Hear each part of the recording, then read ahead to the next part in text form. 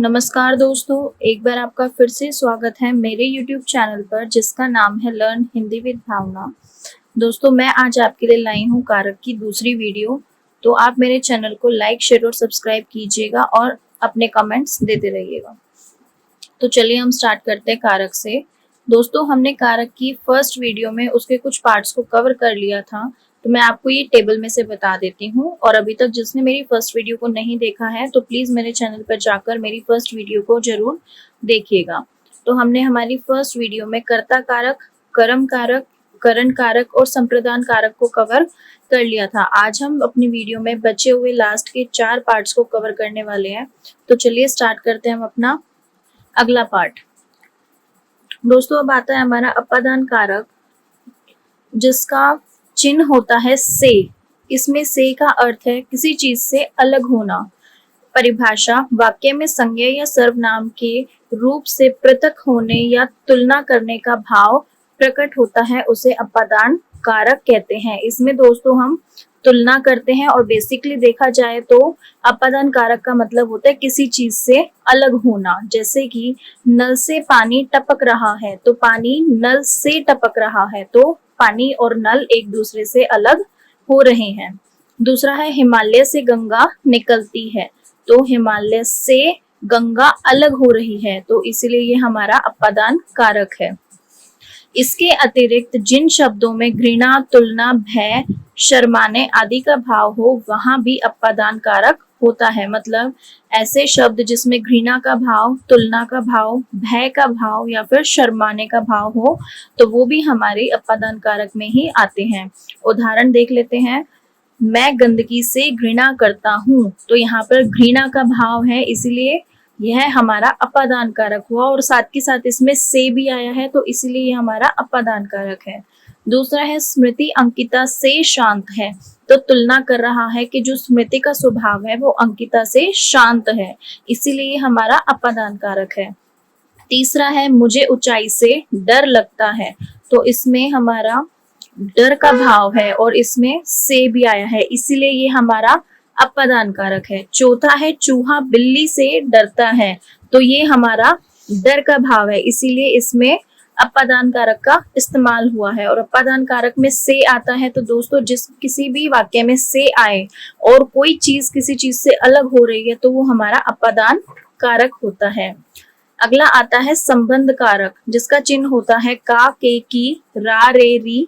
तो हम इसकी परिभाषा देख लेते हैं। संज्ञा या सर्वनाम शब्द के जिस रूप से उसका वाक्य में आए अन्य संज्ञा या सर्वनाम शब्दों का ज्ञात हो। इसके कहने का अर्थ है कि संज्ञा या सर्वनाम में आए हुए रूप का किसी अन्य संज्ञा या सर्वनाम से संबंध होता है। जैसे कि सिद्धार्थ का कॉलेज पास है, तो इसमें सिद्धार्थ और कॉलेज का संबंध है, इसीलिए ये हमारा संबंध कारक है। और साथ के साथ इसमें का भी आया हुआ है, इसीलिए ये हमारा संबंध कारक है। दूसरा है मेरा मित्र मुंबई में रहता है, तो इसमें मित्र और मुंबई का संबंध है, इसीलिए ये हमारा संबंध कारक है। चलिए हम बढ़ते हैं हमारे अगले कारक की तरफ, जिसका नाम है अधिकरण कारक। अधिकरण कारक में और पर शब्द का इस्तेमाल होता है। इसकी परिभाषा देखते हैं।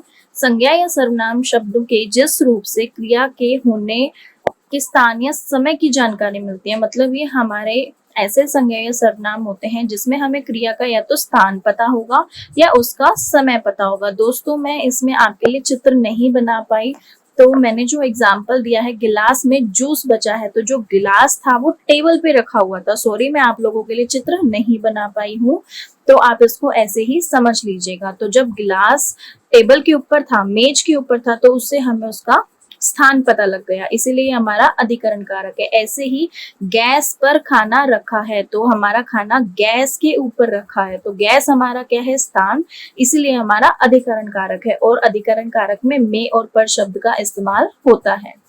इसका एक और इम्पोर्टेंट पॉइंट है, जहां समय का बोध हो वहां को परसर्ग होने पर भी अधिकरण कारक होता है। दोस्तों, ये कहना चाह रहा है जहां पर हमें समय के बारे में बता रखा है और अगर को है तब भी वहां पर हमारा अधिकरण कारक का ही इस्तेमाल होगा। इन्होंने उदाहरण दे रखा है, भैया शाम को घर आएंगे, तो हमारा इसमें जो समय है वो शाम का समय है, इसीलिए ये हमारा अधिकरण कारक है। तो दोस्तों संप्रदान कारक में भी को शब्द का इस्तेमाल होता है और अधिकरण कारक में भी पर शब्द का इस्तेमाल हो। सॉरी दोस्तों, मैं एक बार फिर से बताना चाह रही हूँ कि जो संप्रदान कारक है उसमें भी को शब्द का इस्तेमाल हो सकता है और जो अधिकरण कारक है उसमें भी को शब्द का इस्तेमाल हो सकता है, परंतु अधिकरण कारक में जहां पर समय की बात हो रही है तो ही वो को अधिकरण कारक के अंतर्गत आएगा, अन्यथा वह संप्रदान कारक के अंदर आएगा। चलिए अब हम बढ़ते हैं हमारे आखिरी टॉपिक की तरफ, जिसका नाम है संबोधक कारक। इसमें हे, अरे और ओ शब्दों का इस्तेमाल होता है।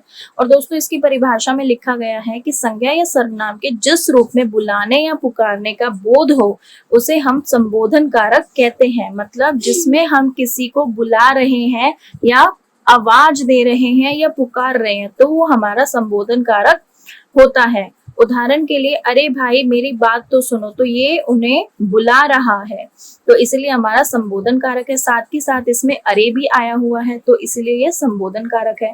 फिर आता है हे ईश्वर मेरा मार्गदर्शन करो, मतलब हम ईश्वर को बुला रहे हैं, पुकार रहे हैं कि ईश्वर आओ हमारे जीवन का मार्गदर्शन करो, और हे शब्द का भी इस्तेमाल किया गया है, इसलिए हमारा संबोधन कारक है।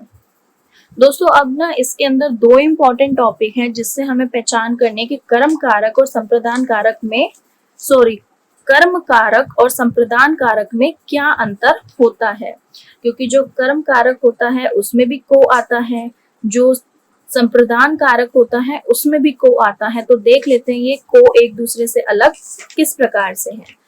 तो सबसे पहले हम कर्म कारक देखते हैं क्या होता है।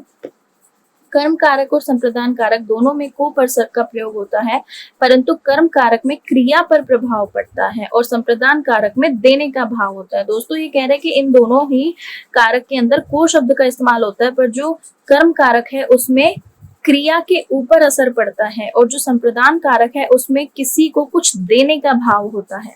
उदाहरण देख लेते हैं हम इसके। वारुणा को जानवर अच्छे लगते हैं, तो इसमें क्रिया पर प्रभाव पड़ रहा है, इसीलिए हमारा कर्म कारक है। और दूसरा है वारुणा को पानी दो, मतलब हमें किसी को कुछ देना है, पानी देना है, तो ये हमारा संप्रदान कारक है, देने का भाव है। आशा करती हूँ आपको ये दोनों कर्म कारक और संप्रदान कारक में अंतर समझ आया होगा। अब एक और हमारा आखिरी टॉपिक जो है वो है कर्ण कारक और अपादान कारक में अंतर। कर्ण कारक और अपादान कारक दोनों में से परसर्ग का प्रयोग किया जाता है। इसके कहने का अर्थ है जो हमारा कर्ण कारक है और जो अपादान कारक है दोनों में ही से परसर्ग को लगाया जाता है, पर इसमें अंतर क्या होता है। कर्ण कारक में साधन के रूप में प्रयोग किया जाता है। कर्ण कारक में ना दोस्तों हमें साधन बताया होगा, जबकि अपादान कारक में से अलग होने का भाव या भय, तुलना आदि, जो कि हमने पहले विस्तार में भी पढ़ा था कि अपादान कारक में या तो कोई चीज किसी अन्य चीज से अलग हो रही है या फिर किसी में भय, तुलना या शर्माने का भाव होता है, तो वो हमारा अपादान कारक होता है। उदाहरण देख लेते हैं। मैंने पेंसिल से चित्र बनाया, तो इसमें हमने चित्र किससे बनाया है, पेंसिल से, तो पेंसिल हमारा साधन है, इसीलिए ये हमारा कर्ण कारक हुआ।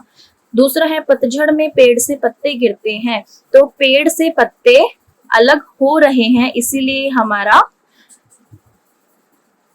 अपादान कारक हुआ।